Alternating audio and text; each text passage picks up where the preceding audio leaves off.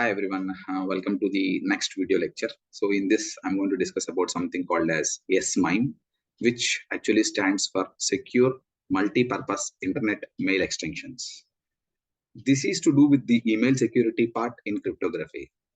Frankly speaking, MIME, it is a collection of different documents, or it is a standard which references a type of public encryption and signing of MIME data. Those are nothing but your email messages to verify a sender's identity. So with the help of MIME, you can actually send and receive encrypted emails. But I would be bluffing if I say that MIME is the first standard or the only one which actually supports email. So to continue our discussion with MIME, let me give you a brief glimpse of its old history and the evaluation of the different standards that set up the email. The first standard in for email is the RFC 822, which was developed by IETF and first published in 1982, which defined the standard format of textual mail messages on the internet. So this was okay with the very first because it is in 1980s. This RFC was later updated and replaced by RFC 2822 in 2001. Much later, after say 5 to 6 years, a new RFC came into play, which is RFC 5322, which is the latest revision of the original internet message format. What does this RFC 5322 do is, it actually changed the way how email messages are looked at. So the messages are viewed as having an envelope and contents, just like how you sent a letter to message header, envelope, inside what is our body. All those things are added up in RFC 5322. It actually provided a standard way to format the internet messages such as email, through which email systems can interoperate and exchange messages with each other. But all of these were okay because they used to send just text messages. But with the evolution of internet, new things are required. So a new standard has been developed, which is called as MIME, M-I-M-E, which stands for Multi-Purpose Internet Mail Extensions, which is actually an extension to the RFC 5322 framework, which is intended to address some of the problems and limitations of the use of SMTP protocol. The limitations are nothing but, till then, the mail usually supports only ASCII characters. But if you want to send something else through email, there is no standard or it doesn't support it. So MIME has been proposed to overcome these problems. What did MIME do? It actually, the MIME specification added 3 different things. The first one is, it gave 5 new message header fields. These fields would like to convey or will convey the information about what the body of the message is, what it contains.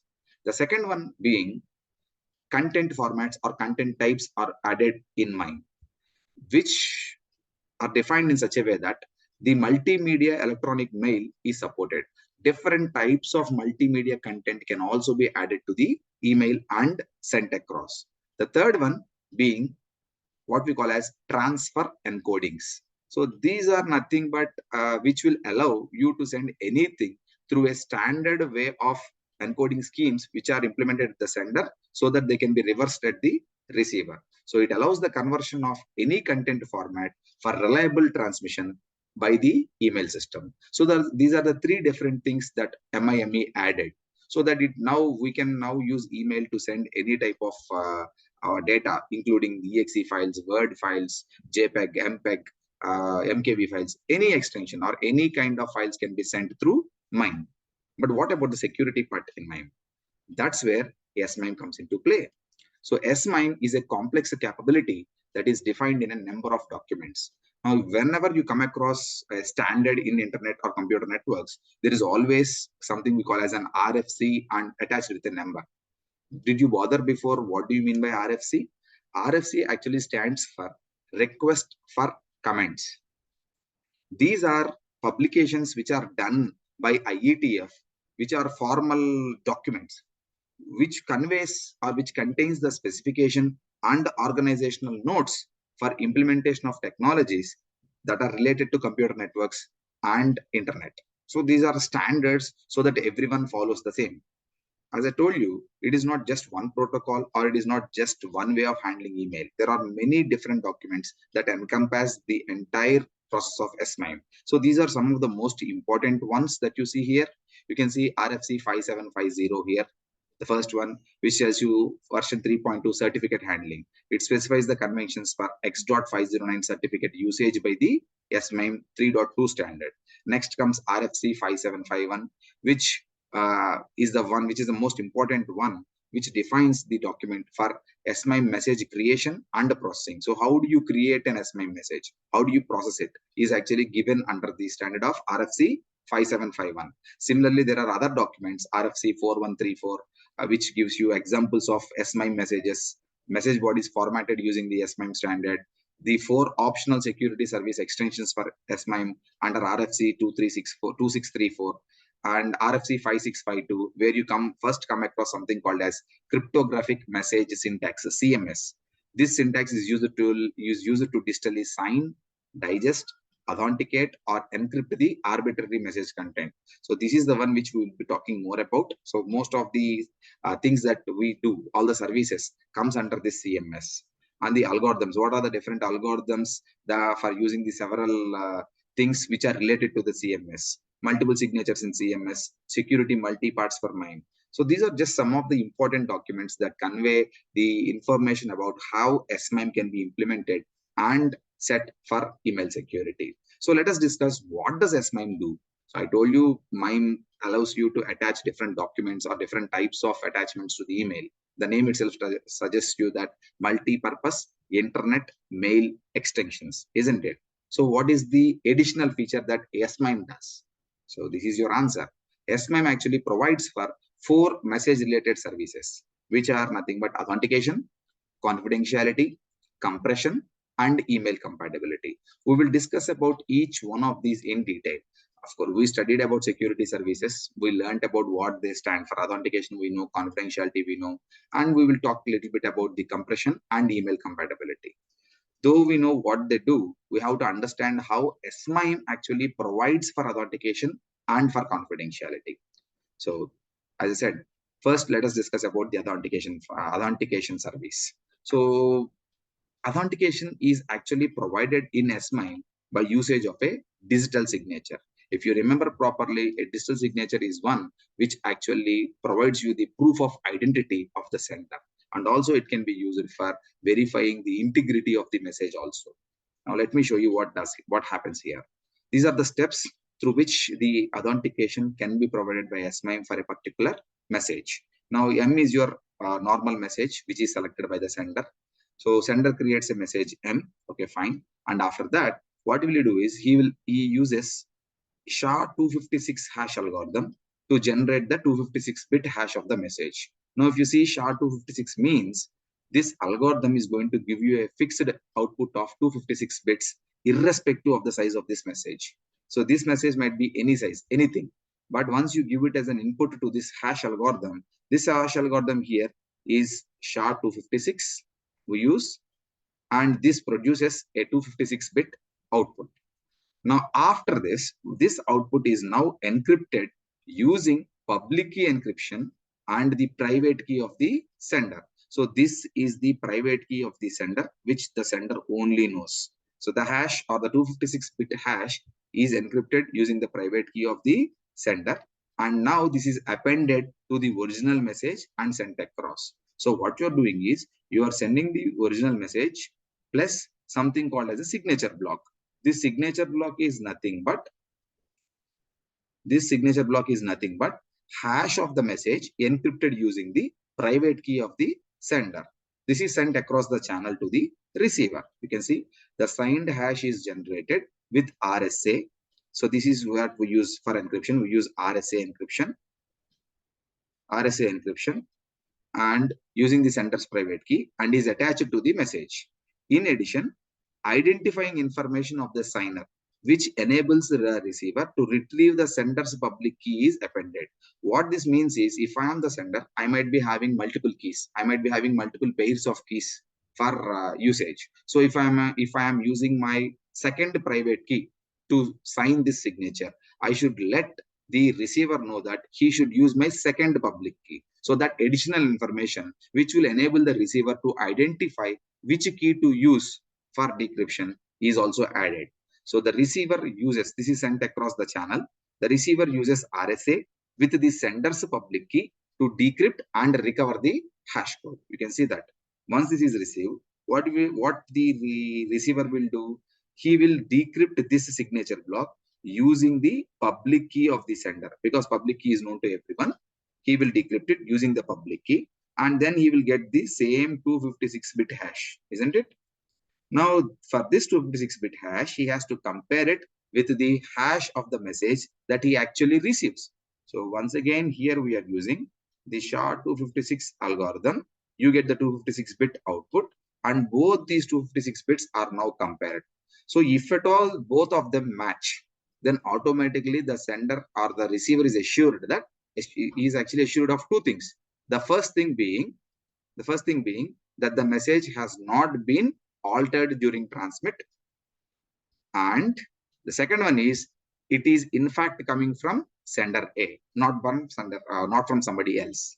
So if you ask me how, sir, you can see that once it is encrypted with the private key, once I can verify it with the public key of A, I can be assured that this private key is only with A.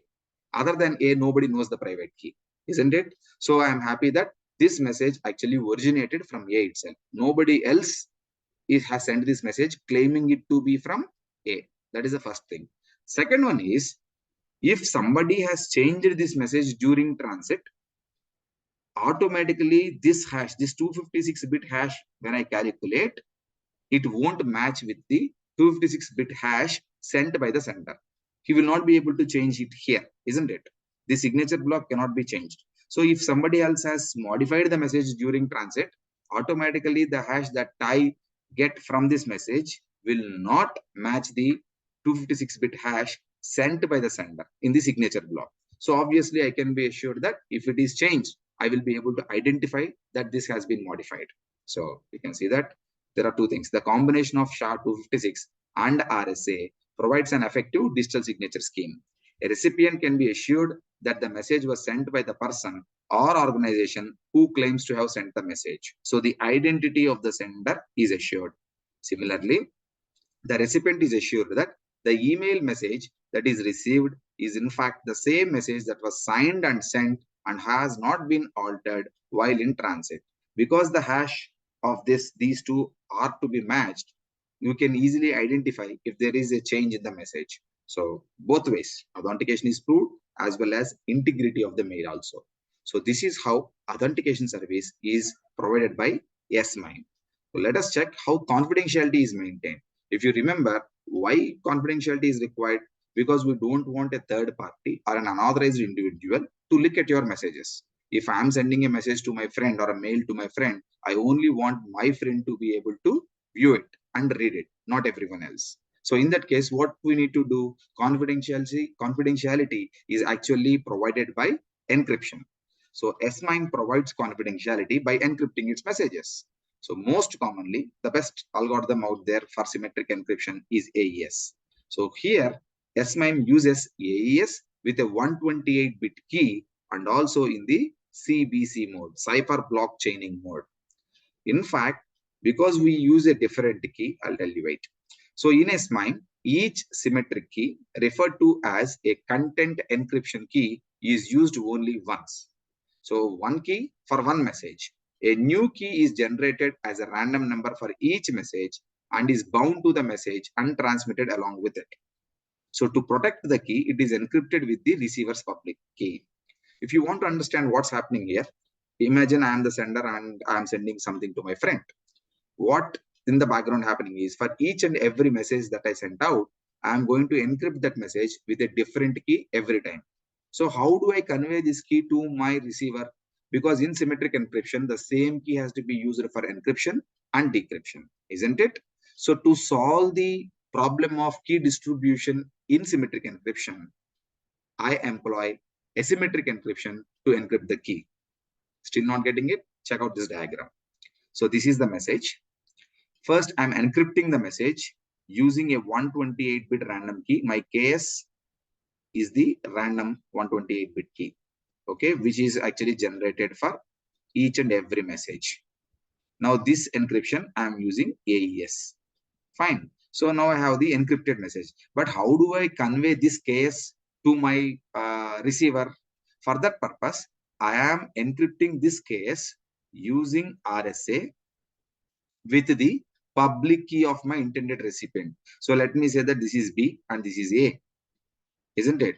So for A to send this message, he has encrypted using AES and he has selected a session key or the content encryption key, and he has encrypted this case using RSA using the public key of B, because nobody else will be able to look at this unless until it is B, isn't it? So finally what I'm doing is, this is my encrypted message, this is my key which is encrypted using the public key of B, and then I am transmitting it to the receiver. This goes to the receiver. At B, what I need to do, unless until I decrypt this, I will not be able to check what this is. To decrypt this block, what I need to do is I need to have the private key of B. The private key of B is only available with B. Other than B, nobody else will be having the private key. So what will B do is, the receiver will decrypt this message using its private key, and then it will retrieve KS, which is the session key. After retrieving KS, this entire block will be decrypted. So because it is decrypted now, I can get the original message back. So nobody else will be able to read this message because it is encrypted using KS. Nobody else can know what KS is because KS is encrypted with the public key of B, which can only be decrypted by B using its private key. So this is how confidentiality is maintained. You can see the sender generates a message and a random 128-bit number, which we use as a content encryption key for this message only. For if you want to send another message, you generate another 128-bit random key. So for each and every message, when you generate a new content encryption key, you have to send that key along with this encrypted content to the receiver also. So the message is encrypted using the content encryption key, where we use AES as the symmetric encryption algorithm. Then this key is encrypted using RSA with the public key of the receiver, because nobody else will be able to open it. No, I don't want anyone to see what KS is. So I encrypt it with the public key of B, so that only B will open it with its private key. So the receiver uses RSA with its private key to decrypt and recover the content encryption key. Then this key, which I am getting it out of this decryption, will be used for decryption of the original message. Now imagine if this is not B, somebody else has captured this message. What will he do? Unless until he knows the private key of B or the corresponding private key of B, for this, he will not be able to decrypt the session key. If he is unable to decrypt the session key, what can he do? He will not be able to break AES format, isn't it? He will not be able to break the AES algorithm. So the combination of symmetric and public key encryption is used to reduce the encryption time. If you are thinking in the lines, sir, why do all these things? Just take the message, just encrypt it using the public key of B, send it to the receiver. Remove all these things. And the receiver who has the private key will decrypt it and will look at it. Confidentiality is maintained. Fine.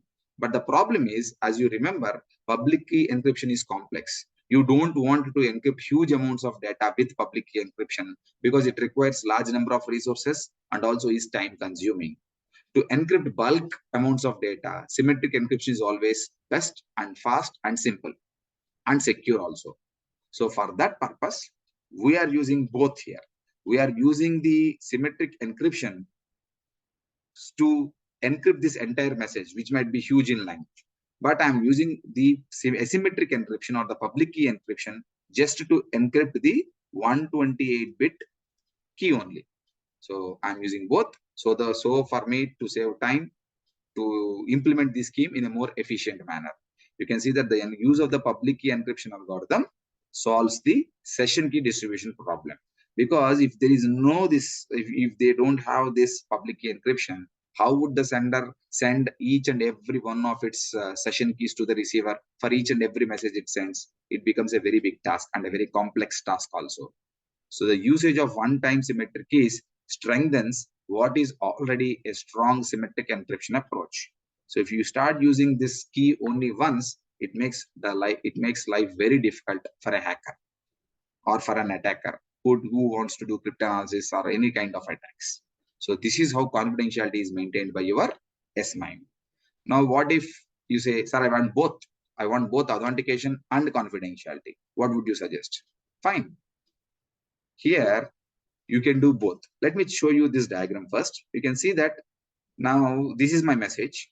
I am providing a digital signature. So I'm taking a hash here, SHA-256, and then I'm encrypting the hash with RSA with the sender's private key.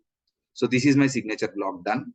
Now I'm adding the message and the signature block, and I'm going to encrypt this entire block using the AES 128 CBC mode.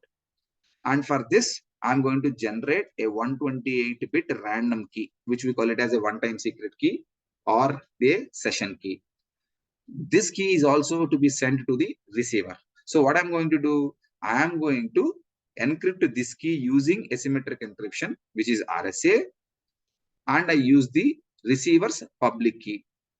Now you can see this is the message which is now actually transmitted to the receiver. What does it contains? It contains the original message and it contains the digital signature, the signature block, which are all encrypted. You can see it's different blocks here. This means this is all encrypted. And to decrypt this, you need to take this particular key out. So in order to take this key out, you have to be the receiver. You can see it here.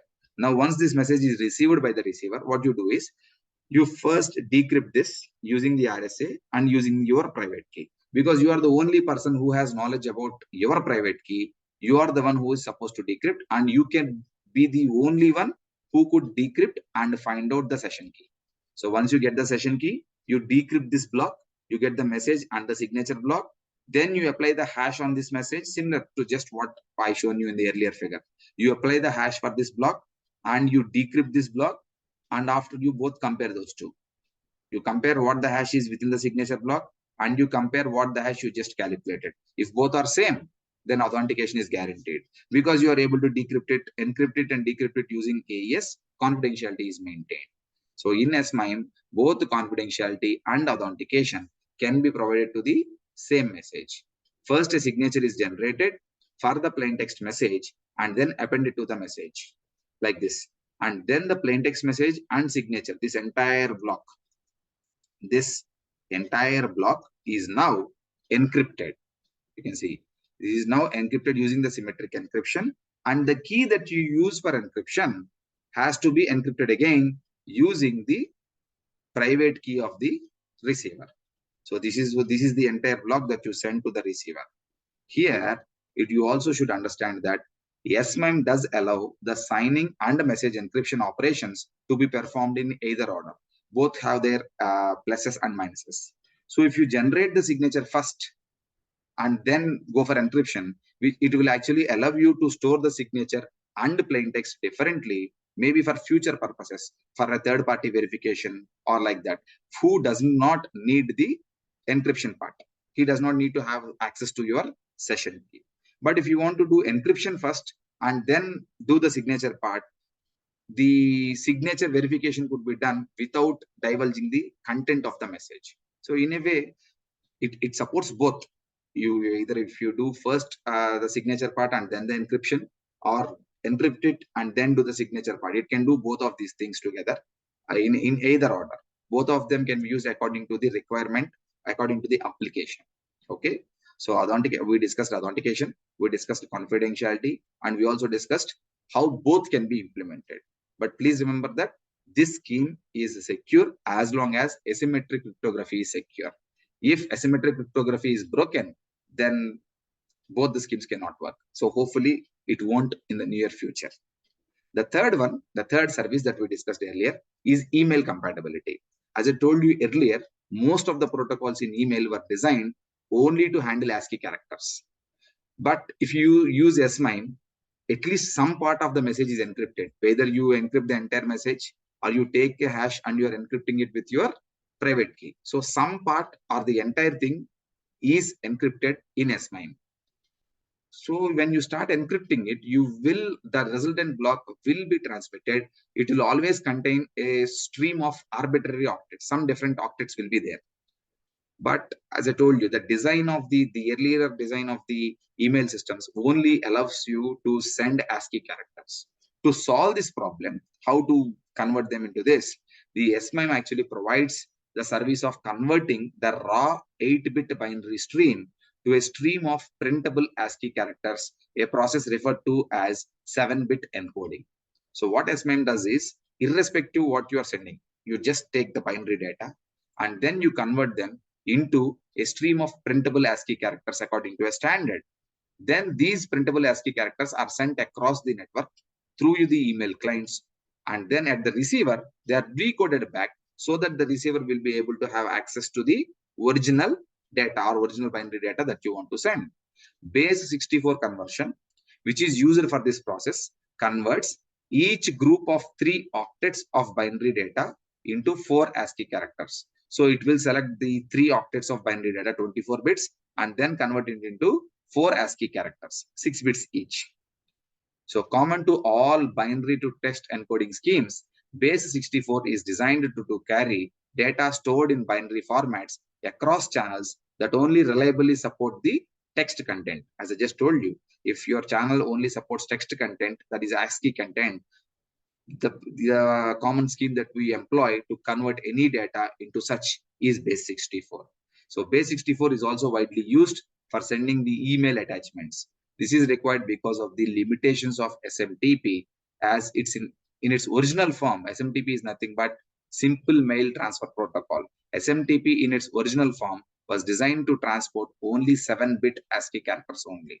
So to overcome this, this is what we do. So this comes under the email compatibility. As I told you, MIME and SMIME both allow you to send anything to anything, any different attachments through email, not just printable ASCII characters, isn't it? The last service is compression. This compression is the capability, which is optional. This is a capability where you want to compress a message. Why do you want to compress, sir? The answer is pretty simple. If you compress it, you have an additional advantage of saving bandwidth and also saving the storage space. Rather than requiring large number of bytes, I can now save this email with less number of bytes. That is the reason we employ compression. The compression also can be employed in any order with respect to the signing and message encryption operations. So usually when you see data on the internet, compression is actually shown like this using a C, and you can employ compression before applying a signature or after applying a signature, even before encryption or after encryption. But RFC 5751 provides the following guidelines with respect to compression. So compression of binary encoded encrypted data is discouraged. So you first compress it and then encode it and then encrypt it, since it will not yield any significant compression. The another guideline is, if you're using a lossy compression algorithm with signing, then you will need to compress first, or if you employ compression first on the message and then sign. So in the earlier diagram, if you have a message like this, and you do first compression on the message and then proceed on to calculating or getting your digital signature here. Okay, these are the guidelines actually given by RFC 5751 with respect to the compression performed by SMIME. So these are the 4 operations or services provided by SMIME: authentication, confidentiality, email compatibility, and compression. So let me just summarize these things. As I told you, the first one is digital signature, which is there to provide your authentication service, and we employ RSA encryption of the SHA-256 output. So you take a message, employ SHA-256, you get the 256-bit output, then encrypt it using RSA. Next service is your message encryption, which provides or which uses AES 128 symmetric encryption algorithm with the CBC mode. So you generate a 128-bit key, and then you encrypt the message with the 128-bit key. The algorithm used is AES. And to send this key, because it's a one-time key, which is used only for one message, to send this key, what we do is you encrypt that key with RSA using the public key of the receiver and send it off. Because the receiver is the only person who can actually open it, nobody else can. The third functionality is compression. The third thing is compression. So compression, as I told you, there is no specific algorithm. Compression is actually employed for better storage and transmission properties. And earlier in PGP, we used to say ZIP is the algorithm, ZIP is the algorithm which is used for compression. And finally comes the email compatibility, which is radix 64 conversion. As I told you, any content, binary content, a random stream of octets can be converted into printable ASCII characters using this conversion, so that we maintain the email compatibility. So these are the different, this is the summary of the services that we employ with SMIME.